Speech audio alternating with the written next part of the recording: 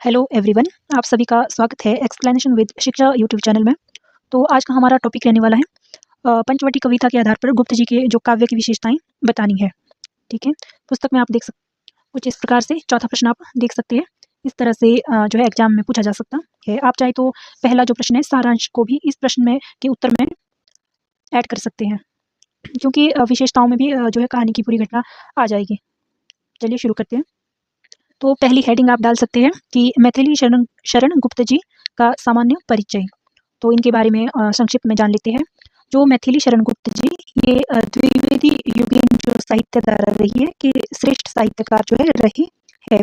तो इनका जो जन्म है 1886 ईस्वी में और स्वर्गवास जो है 1964 ईस्वी में होता है। तो गुप्त जी जो है साहित्य जगत में यदि देखें तो दद्दा नाम से ये जो है जाने जाते थे। वह महात्मा गांधी जी द्वारा जो है जो गुप्त जी है वो राष्ट्र कवि नाम से भी सम्मानित जो है रहे हैं। यानी जो महात्मा गांधी जी थे वो जो है इन्हें राष्ट्र कवि के नाम से भी जो है पुकारते थे। वहीं इनके जन्म दिवस की यदि बात करूं 3 अगस्त 1886 को जो है पूरे भारतवर्ष में राष्ट्र कवि दिवस के रूप में भी जो है मनाया जाता है। यानी इनके ही जो है जन्म दिवस पर जो है राष्ट्र कवि दिवस मनाया जाता है पूरे भारतवर्ष में। वहीं 1954 में यानी 54 में जो है इन्हें भारत सरकार द्वारा पद्म भूषण सम्मान से भी जो है सम्मानित किया गया है। नेक्स्ट आप लिख सकते हैं पंचवटी कविता का सामान्य परिचय। यानी पंचवटी कविता के बारे में भी जान लेते हैं थोड़ा सा कि जो पंचवटी अर्थात यानी पंचवटी का पहले अर्थ जान लेते हैं। वट होता है वैसे वृक्ष और पंच यानी 5 अर्थात पीपल का जो पेड़ होता है, वट का जो पेड़ होता है, वट वृक्ष जिसे कहते हैं, और बेल जैसे बेल पत्र होते हैं उसका जो पेड़ होता है, हरड़ जो खांसी वगैरह के लिए काम आता है उसका पेड़, और अशोक का जो वृक्ष समूह। एक पंचवटी नामक जो स्थान जो है भारत के जो है नासिक में गोदावरी नदी के किनारे जो है ये स्थान जो है पंचवटी स्थान जो है स्थित है। ये क्यों जो है विख्यात है, क्योंकि यहाँ पर जो है राम जी व सीता जी तथा लक्ष्मण जी जो है वनवास के लिए गए थे या आए थे। ठीक है ना। अतः गुप्त जी द्वारा जो है इस पंचवटी कविता में जो है इसी पंचवटी स्थान की जो प्राकृतिक सौंदर्य एवं वनवास संबंधी जो है महत्वपूर्ण अंशों का इसमें चित्रण जो है इस कविता में किया गया है। देखा जाए तो इनकी जो है पंचवटी कविता है ये इनके पंचवटी नाम से जो इनका एक खंड काव्य था जो कि 1925 ईस्वी में प्रकाशित हुआ है। यहाँ पे लिखा भी है कि 1925 में रचित जो है इस जो खंड काव्य में यानी पंचवटी खंड काव्य में जो है राम साहित्य का जो चिर परिचित आख्यान पर आधारित शूर्पणखा का जो प्रसंग है वह जो प्रसंग है इस कविता पर आधारित है। ठीक है ना।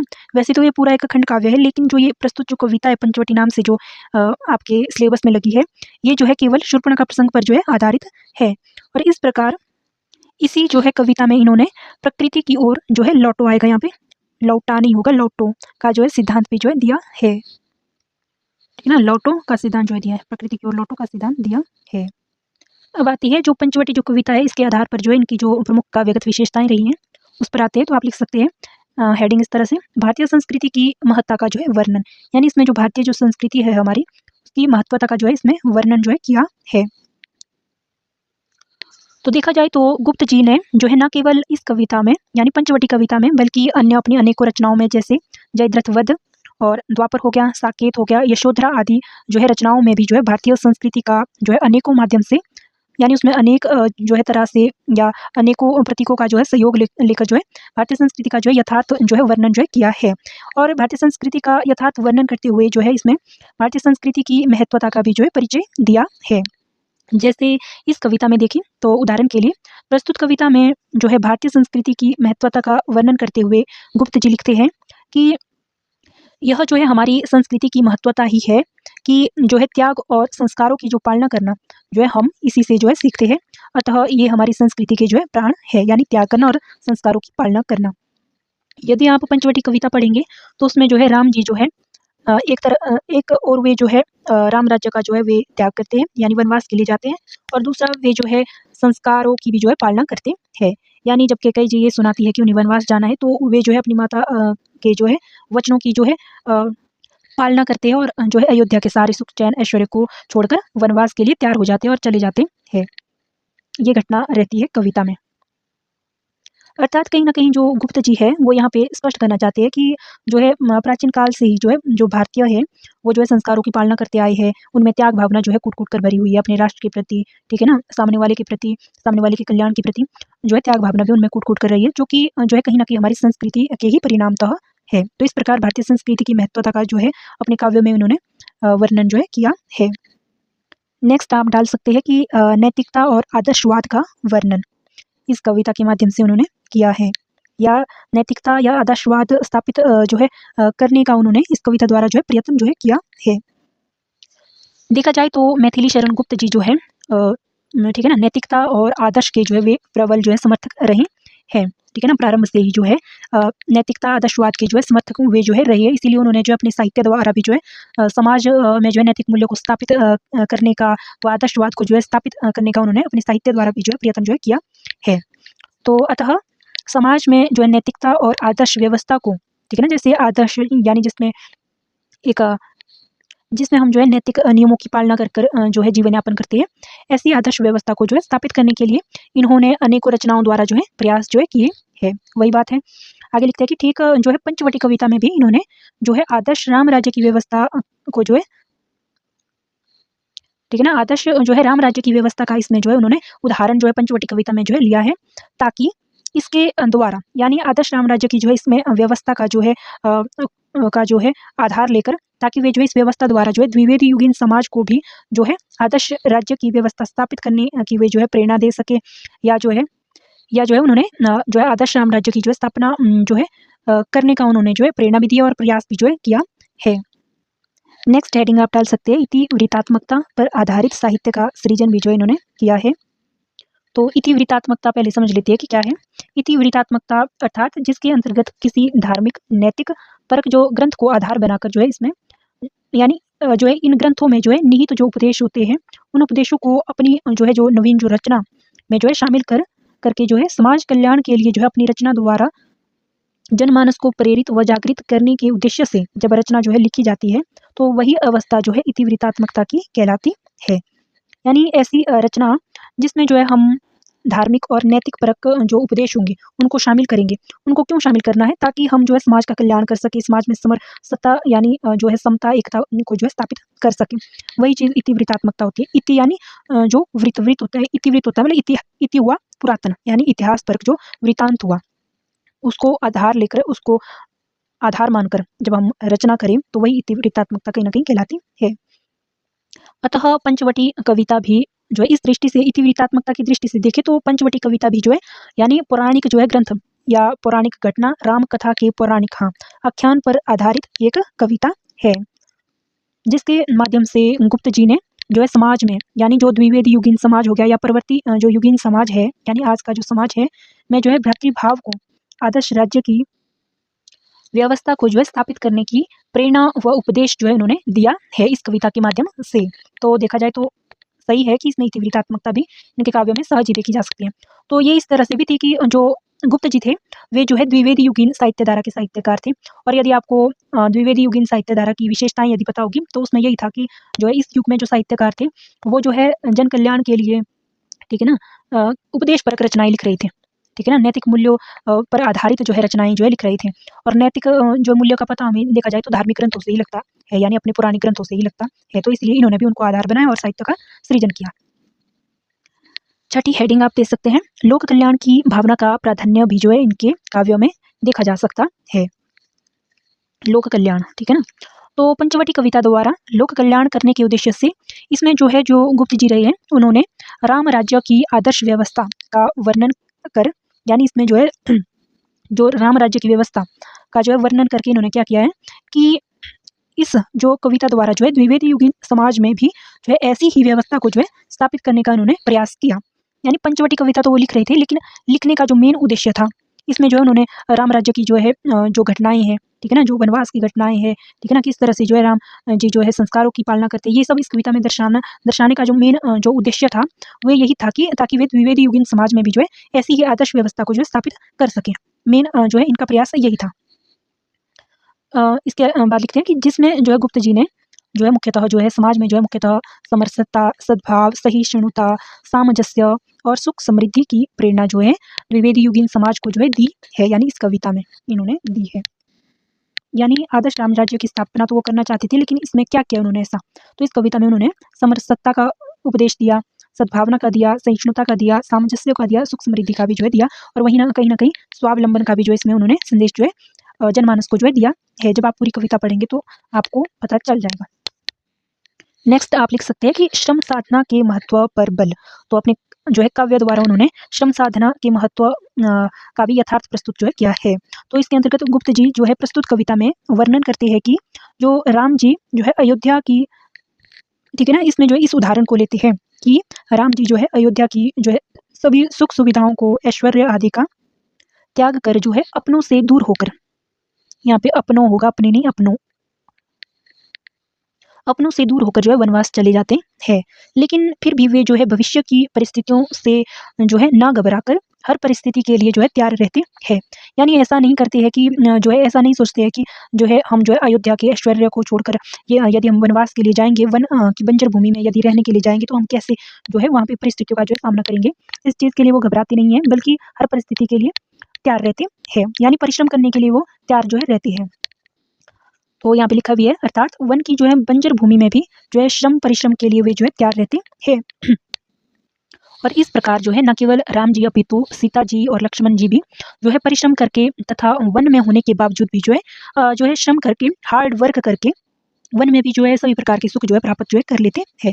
ये चीज़ जो है कहीं ना कहीं जो है उनके परिश्रम के ही परिणाम स्वरूप थी। तो इसीलिए देखिए गुप्त जी स्पष्ट करना चाहते हैं कि परिश्रम का जो है हमारे जीवन में बहुत ही अधिक जो है महत्व है। यदि हम परिश्रम नहीं करेंगे तो ऐसे तो हमारा कुछ नहीं हो सकता है, लेकिन यदि हम परिश्रम करेंगे तो चाहे कैसी परिस्थितियाँ क्यों ना हो, चाहे हम बंजर भूमि में ही क्यों ना रह रहे हो, लेकिन फिर भी हम जो है आसानी से अपना जीवन यापन जो है कर सकते हैं। अब नेक्स्ट जब आप पंचवटी कविता पढ़ेंगे तो उसमें नारी के बारे में भी दिया गया है, ठीक है ना, नारी के महत्व पर भी प्रकाश डाला गया है माता सीता जी के माध्यम से। तो यहाँ पे यही हेडिंग है कि नारी की महत्वता का प्रतिपादन भी इनके काव्य में देखने को मिलता है। तो कहीं ना कहीं ये इस तरह से भी था कि द्विवेदी युगीन समाज में यदि देखें तो नारियों के साथ जो है काफ़ी अत्याचार किए जाते थे, लेकिन जो गुप्त जी हैं वे जो है समाज को जो है प्रेरित करते हैं, जागरूक करते हैं कि नारी का जो है चाहे समाज के लिए, चाहे पुरुष के जीवन में, ठीक है ना, जो है काफ़ी महत्वपूर्ण जो भूमिका जो है नारी जो है अभिनिहित जो है करती है। तो लिखते हैं, प्रस्तुत कविता में माता सीता जी के माध्यम से गुप्त जी ने समाज तथा पुरुष जीवन में स्त्री की महत्वता का यथार्थ वर्णन जो है किया है, यानी सीता जी के माध्यम से इस कविता में। अर्थात वे यहाँ पे लिखते हैं कि किस प्रकार जो है सीता जी सदैव जो है अपने पति यानी राम जी की जो है ढाल बनकर जो है अभाव में भी जो है इनका साथ देकर, यानी ये अभाव की स्थिति कब थी, जब राम जी जो है वनवास के लिए उन्हें जब वनवास जो है मिलता है तो माता सीता भी जो है उनके साथ चलने के लिए तैयार होती हैं। इनका जो है साथ देकर वह परिश्रम करके इन्हें वन में भी जो है राम राज्य की ही भांति यानी अयोध्या की ही भांति जो है सुविधाएं जो है प्रदान करने का प्रयत्न जो है करती है, का जो है यथार्थ इन्होंने इस कविता में जो है प्रस्तुत करके प्रत्येक नारी की जो है महत्वता को जो है उजागर जो है इस कविता में जो है किया है। तो यही बात है, स्पष्ट है कि नारी का न केवल जो है पुरुष के जीवन में अपितु समाज में भी जो है नारी की विशेष जो है महत्वता है, ये गुप्त जी यहाँ पे स्पष्ट करना चाहते हैं। नेक्स्ट आप लिख सकते हैं प्रकृति चित्रण पर आधारित जो है कविता।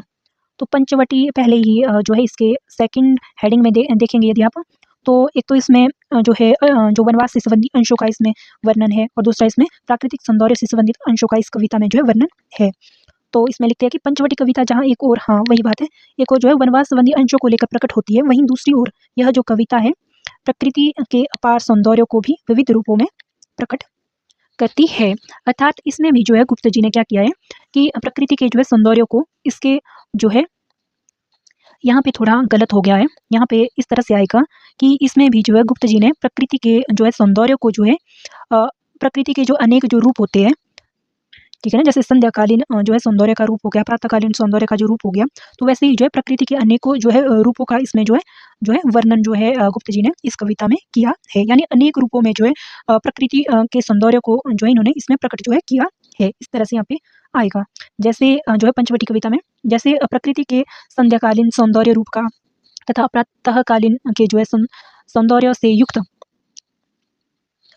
रूप के साथ साथ जो है इसमें प्रकृति के जो है प्रत्येक जो है जीव के जो है जीवन में किस प्रकार जो है सहयोगी है, तो उसके जो है प्रकृति के जो है सहयोगी रूप का भी जो है इस कविता में जो है सुंदर जो है चित्रण किया है। तो इस प्रकार से जो है अनेक रूपों में प्रकृति का चित्रण भी हुआ है। ये जो प्रकृति चित्रण आपको कविता जब आप पढ़ेंगे तो उस अंश में मिलता है जब जो लक्ष्मण जी जो है पंचवटी में जो परन कुटी होती है उसके बाहर जब वो शिला में बैठते हैं तो तब वे जो है, क्योंकि वे अकेले होते हैं, जब हम अकेले होते हैं तभी हमारी जो है प्रकृति की जो है अनेक चीज़ों पर जो है नज़र जाती है। तो ठीक है, ऐसा ही कुछ लक्ष्मण जी के साथ भी हुआ। तो उन्होंने भी देखा कि किस प्रकार जो है रात्रि में जो है प्रकृति जो है ओस कण बहाकर जो है मनुष्यों की जो है सुख में सुखी होती है, और देखते हैं कि वर्षा रूप में जो है किस प्रकार प्रकृति जो है मनुष्यों के जो दुख में जो है दुखी होती है। इस बात को वो समझ पाते हैं उस दौरान। नेक्स्ट हेडिंग आप डाल सकते हैं कि सामाजिक जो है भ्रातृभाव अर्थात समरसता एवं एकता स्थापित करना भी जो है इनके काव्य का मुख्य जो लक्ष्य जो है रहा है, यानी इस पंचवटी कविता का। तो गुप्त जी ने पंचवटी कविता में माता सीता जी, राम जी व लक्ष्मण पात्रों के माध्यम से जो है द्विवेदी युगीन समाज में क्या किया है, एकता, आपसी भाईचारे को स्थापित करने का उन्होंने प्रयत्न जो है इसमें किया है। उदाहरण देते हैं कविता में कि उदाहरण के लिए लक्ष्मण जी के माध्यम से स्पष्ट करते हैं कि जो भ्रातृ जो भाव है सर्वश्रेष्ठ जो है धन है। लक्ष्मण जी के माध्यम से ये इस प्रकार जो है इस बात को जो है सिद्ध करते हैं कि भ्रातृभाव जो है सर्वश्रेष्ठ धन है। वो इस प्रकार से क्योंकि जो है लक्ष्मण जी यदि चाहते तो राम जी के साथ जो है वनवास जो है नहीं जाते, ठीक है ना, लेकिन जो है हमारा जो है इतिहास भी जो है इस बात का जो है गवाह है कि जो भ्रातृभाव है, भ्रातृ जो सेवा है वह जो है सर्वश्रेष्ठ धन है, और इसी सेवा भाव के लिए जो है लक्ष्मण जी जो है वनवास के लिए तैयार हो जाते हैं, राम जी के साथ चले जाते हैं। तो यही बात गुप्त जी यहाँ पे बताना चाहते हैं कि जो है हमारा इतिहास भी जो इस बात का साक्षी है, ठीक है ना, कि भ्रातृभाव जो है सर्वश्रेष्ठ धन है। क्योंकि भ्रातृभाव की पालना करके ही जो लक्ष्मण जी है राम जी व सीता जी द्वारा आदर्श राम राज्य की व्यवस्था बनाए रखने में जो है सहयोगी बन पाए है, ठीक है ना। इसी भाव के द्वारा जो है लक्ष्मण भी जो है राम राज्य की जो है स्थापित करने में वे जो है सहयोगी जो है बन पाए हैं। ये यहाँ पे गुप्त जी जो है स्पष्ट करना चाहते हैं। तो इसीलिए कहते हैं कि जब जो है हमारे समाज में भी जो है भाईचारा, आपसी भाईचारा होगा तो हम भी जो है ऐसे ही जो है आदर्श व्यवस्था को स्थापित जो है कर सकते हैं। तो मनोवैज्ञानिकता पर आधारित काव्य, तो मनोवैज्ञानिकता का भी पंचवटी में हमें जो है पुट देखने को मिलता है, यानी अंश देखने को मिलता है, ठीक है ना। जैसे कवि जो है प्रस्तुत कविता द्वारा मनुष्य की जो है विभिन्न मनोवैज्ञानिक जो है दृष्टिकोणों पर भी जो है प्रकाश डालते हैं, या मनुष्य के, ठीक है ना, विभिन्न मनोवैज्ञानिक दृष्टिकोणों पर भी प्रकाश जो है डालते हैं। इस शब्द को आप अब समझ पाएंगे। जैसे मनुष्य चाहे जो है अकेले में हो या फिर भीड़ में हो, उसका जो चंचल मन है कुछ ना कुछ जो है सोचता रहता है। जैसे उदाहरण देते हैं कि जो लक्ष्मण जी है, यहाँ पे वो प्रसंग आता है पंचवटी में परनकुटी के बाहर जो है शिला पर बैठकर प्रकृति के कार्यकलापों के बारे में जो है सोचते हैं, या ठीक है ना, प्रकृति के कार्यकलापों को जो है देखकर, ठीक है ना, देखकर क्या सोचते हैं कि किस प्रकार जो है प्रकृति मनुष्य या अन्य जीवों, जो वन्य जीव हो गए, कई प्रकार के जो जीव होते हैं, उनके जो है जीवन में जो है सहयोग करती है। इस तरह की वे जो है यहाँ पे इस तरह का जो है सोचने लगते हैं। जब आप कविता पढ़ेंगे तो इसमें एक अन्य जो है उदाहरण भी इस पर दिया जाता है कि जो है उसमें होता है कि जैसे मनुष्य क्या करते हैं कई बार कि यदि कोई व्यक्ति जो है कोई अपराधजन्य कार्य करता है तो उसे हम जो है पशु कहकर पुकारते हैं। तो यहाँ पर भी जो है गुप्त जी इस बात का जो है विरोध करते हैं कि इसमें जो है पशु की कोई गलती नहीं होती है, बल्कि उस व्यक्ति की ही गलती है जो अनुचित कार्य करता है। तो ऐसे में पशु को जो है उस व्यक्ति को जो है पशु कहना, ये जो है पशुओं के साथ जो है अन्याय है। तो ये प्रसंग भी जो इसमें आता है। मनोवैज्ञानिकता यही है कि जो है व्यक्ति चाहे अकेले में हो या ठीक है ना, जो है भीड़ में हो तो कुछ ना कुछ सोचता रहता है, ठीक है ना। और यही यदि कोई व्यक्ति अनुचित कार्य कर ले तो तब भी वो जो है अपनी ही ओर से जो है उसे पशु कह देता है या कुछ और कह देता है। तो उस अन्य की जो है उसमें कोई गलती नहीं होती है, जबकि मनुष्य की जो उसमें गलती होती है। तो इस तरह से मनुष्य की कुछ मनोवैज्ञानिकता जो है बनी रहती है। तो ये यहाँ पे स्पष्ट करना चाहते हैं गुप्त जी। नेक्स्ट हेडिंग आप लिख सकते हैं स्वावलंबन की महत्वता पर आधारित काव्य। स्वावलंबन होता है कि हम जो है अपने पैरों पर खड़े हों, यानी किसी दूसरे पर जो है निर्भर ना रहना, वही स्थिति जो है स्वावलंबन की होती है। पंचवटी कविता द्वारा जो है उन्होंने स्वावलंबन पर भी जो है बल जो है दिया है। लिखते हैं गुप्त जी के अनुसार समकालीन जो है मनुष्यों की जो जीवन व्यवस्था है वो क्या कर रही है कि मनुष्य को जो है अधिक से अधिक परावलंबी जो है बना रही है। जैसे होता है ना, जैसे हम वॉशिंग मशीन का जो उदाहरण ले लें यहाँ पे, कि हम क्या करते हैं कि उसमें कपड़े डाल लेते हैं और ठीक है ना, और उस पर जो है आश्रित हो जाते हैं कि ये जो है आप कपड़े धो देगी, हमारा काम हो जाएगा, और हम जो है आराम से जो है बैठ जाते हैं, ठीक है ना। अर्थात जो है खुद परिश्रम ना करके हम जो है उस चीज़ पर जो है छोड़ देते हैं कि काम हो जाएगा। तो ये कहीं न कहीं हमारे लिए ही जो है घातक है। ये यहाँ पे गुप्त जी बताना चाहते हैं। कहते हैं कि अतः प्रत्येक व्यक्ति को जो है स्वावलंबी बनाने के उद्देश्य से जो है इस कविता में सीता जी को माध्यम बनाकर वे क्या लिखते हैं कि वह भी जो है क्या करती है, सीता जी स्वयं खेती करती है, पौधों को पानी देकर सिंचाई करती है, खुरपी लेकर, यानी खुरपी होता है जिसे आम भाषा में दराटी भी कहते हैं, खुरपी यानी जो कुदाली जो होती है, दराटी नहीं कुदाली जो होती है, लेकर खेती करती है, दराटी से तो घास काटते हैं। ओके, तो अतः यह सीता के परिश्रम के परिणाम स्वरूप ही होता है। क्या होता है कि उन्हें जो है वन में भी, ठीक है ना, वन में रहकर भी कभी जो है किसी प्रकार के खाद्य पदार्थ की जो है कमी महसूस जो है नहीं होती है। ये होता है परिश्रम के परिणाम स्वरूप। अतः गुप्त जी प्रत्येक व्यक्ति को स्वावलंबी बनने का इस कविता में जो है संदेश देते हैं। यदि सीता जी चाहती तो जो है आराम से बैठ जाती और प्रभु श्री राम पर छोड़ देती कि जैसे वो चाहे वैसे जो है उनका गुजारा करे, लेकिन उन्होंने जो है वे खुद जो है स्वावलंबी बनी, ठीक है ना, उन्होंने खेती करी, तत्पश्चात उन्होंने सभी प्रकार के खाद्य पदार्थ जो है प्राप्त किए। इसीलिए कहती है कि प्रत्येक व्यक्ति को जो है परिश्रम करना चाहिए, स्वावलंबी बनना चाहिए, क्या पता कब कैसी परिस्थितियां जाए। नेक्स्ट हेडिंग आप लिख सकते हैं भाषा शैली, यानी भाषा कौन सी यहाँ पे भाव व्यक्ति के लिए अपनाई गई है, ठीक है ना, शैली कौन सी अपनाई गई। प्रस्तुत कविता के अनुसार जो है देखिए तो गुप्त जी ने जो है इस पंचवटी कविता में जो है तत्सम शब्दावली, तत्सम तद्भव शब्दों का भी पता होगा आपको, का सहारा लेकर जो है भावों के अनुकूल जो है खड़ी बोली में जो है इसमें भाव व्यक्ति की है या विचार अभिव्यक्ति जो है इसमें की है, तथा इसमें जो है उन्होंने प्रबंधात्मक, यानी प्रबंधात्मक होता है खंड काव्य और जिसमें महाकाव्य आ जाते हैं, जिस तरह से जिन जो है नियमों से या जिस तरह से वे लिखे जाते हैं, जिन जिन बातों को उसमें शामिल किया जाता है, तो वैसे ही जो है ये कविता भी जो लिखी गई है, ठीक है ना, इतिवृत्तमय शैली में। तो इतिवृत्तमय भी वही शैली है कि इसमें जो है पौराणिक जो है ग्रंथों को आधार बनाकर जो है इस कविता को जो है लिखा गया है। वहीं इसमें जो है वीर रस, श्रृंगार रस, शांत रस और करुण रस की भी इसमें प्रधानता देखने को मिलती है। वहीं अलंकारों में परंपरागत अलंकारों का सहयोग लेकर कविता को सौंदर्य से युक्त, यहाँ पे किया गया है, होगा लिया गया नहीं, किया गया है, ठीक। तो अलंकारों का प्रयोग ही बेसिकली कविता को सौंदर्य युक्त बनाने के लिए किया जाता है। तो परंपरागत अलंकार है यहाँ पे, जैसे जो प्रारंभ से ही प्रयोग में होता है, जैसे अनुप्रास अलंकार हो गया, मानवीकरण अलंकार हो गया, जो रूपक हो गया, यमक हो गया, उपमा हो गया, इस तरह से। वहीं नेक्स्ट निष्कर्ष के रूप में आप लिख सकते हैं कि निष्कर्ष के रूप में कहा जा सकता है कि जो पंचवटी जो कविता है द्विवेदी युगीन समाज को अथवा परवर्ती समाज यानी जो आधुनिक समाज है को भी यह जो है आदर्श राज्य व्यवस्था स्थापित करने की प्रेरणा देती है, जिसमें जो है इसके लिए अनेकों माध्यम से गुप्त जी ने स्वावलंबन, भ्रातृभाव तथा लोक कल्याण का जो है संदेश जो है दिया है, यानी अनेकों प्रतीकों का सहारा लिया है ये वो, ठीक है ना, अनेकों पात्रों का सहारा लिया है, ठीक है ना, अनेकों प्रसंगों का जो है इसमें जो है उदाहरण लिए हैं, ठीक है ना, लोक कल्याण को स्थापित करने के लिए, आपसी भाईचारे को स्थापित करने के लिए, ठीक है। तो यही इस कविता में जो है था।